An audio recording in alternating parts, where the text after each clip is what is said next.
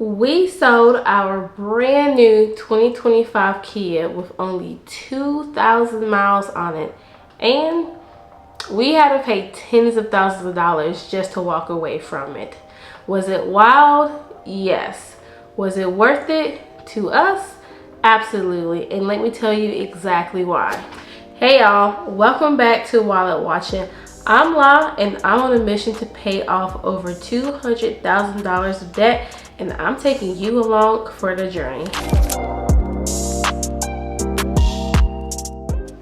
Earlier this year, me and my husband leased a new 2025 Kia Sportage that had a minimum payment of $719.40 a month for 48 months. That is a total of $34,531.20 over 4 years.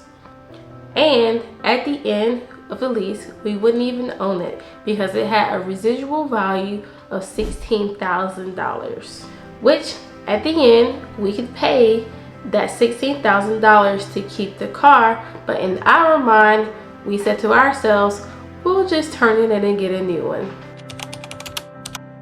But as time passed this year and we began to go on a debt payoff journey, our goals and our mindset around money changed.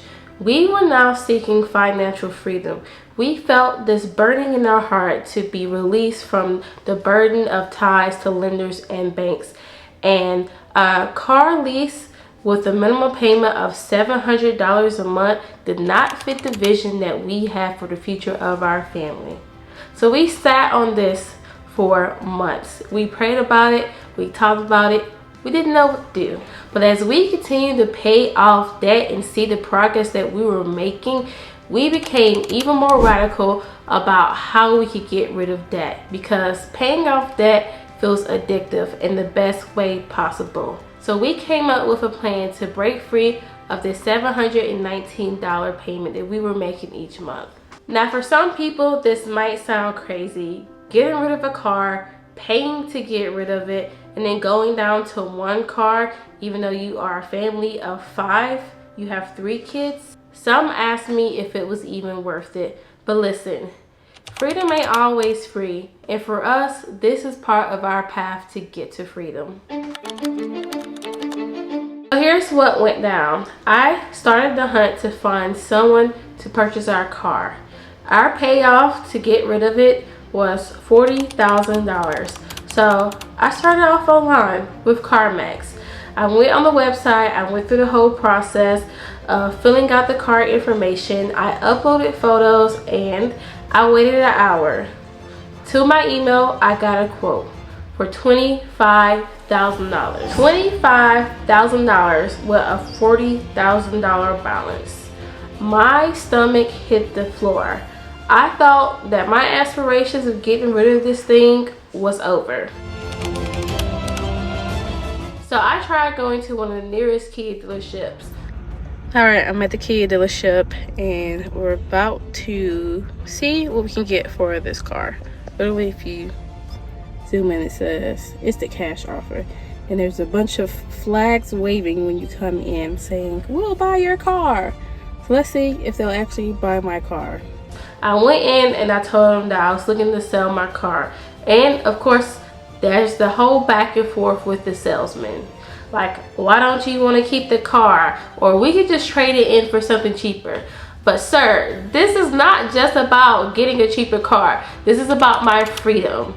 It was no after no after no. And then finally, he went to his sales manager to get a quote for how much they would purchase my car for. So after finally getting the car inspected, after that whole back and forth with the salesman, he came back with what he said was bad news.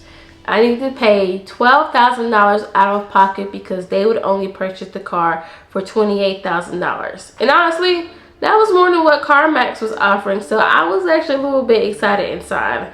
We were making some progress. So the thought came into my head, why don't I take out a personal loan for $9,000, because I knew that we could come up with about $3,000 to get rid of it. This is some of the advice that Dave Ramsey gives out. Take out a personal loan to get rid of your negative equity. So I executed. I applied for personal loans, and I mean, my credit score It's in the high 600s. Not terrible, but not great. But boy, those interest rates were so high. So I got quoted for a $9,000 loan, an interest rate of 20.99%.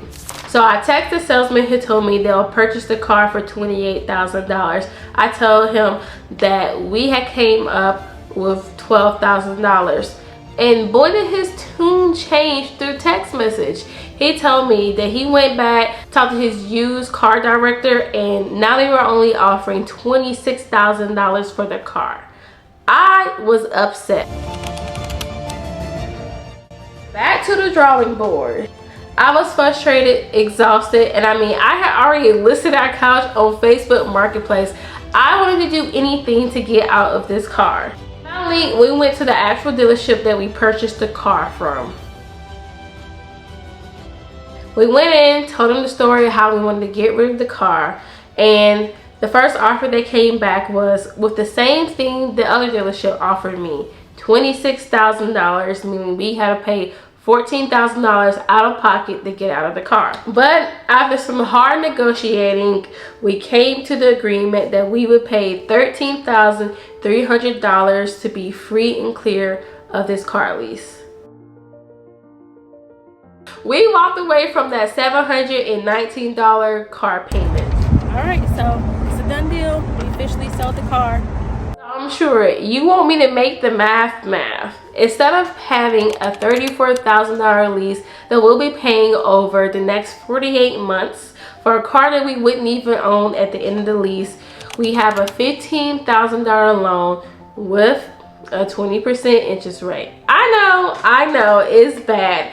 But our goal is to have this very expensive loan pay off before Christmas. And I mean, you know us, we're going to throw everything we have at it to try to get it paid off before then. And that includes selling my couch. We're selling that too. Wait, what? Yep.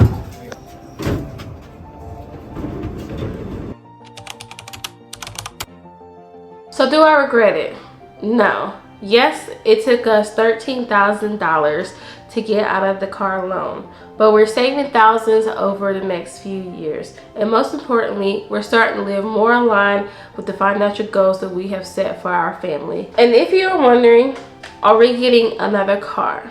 So yes, we do have the option of buying a cheap beater so we can have something to support us in case of emergency or something like that. But honestly, my husband primarily works from home and I work hybridly. So for now, we're gonna thug it out with just one car. And I truly think that if emergency arrives, we have friends that we can rely on, and of course, Uber. We're sacrificing on the front end so we can benefit on the back. And sometimes that means staying put a little bit more often, which will probably save us more money, or coordinating schedules.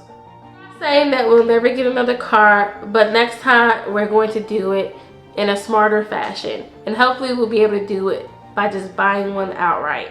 So what do you think? Would you have taken out a loan to get rid of a practically new car?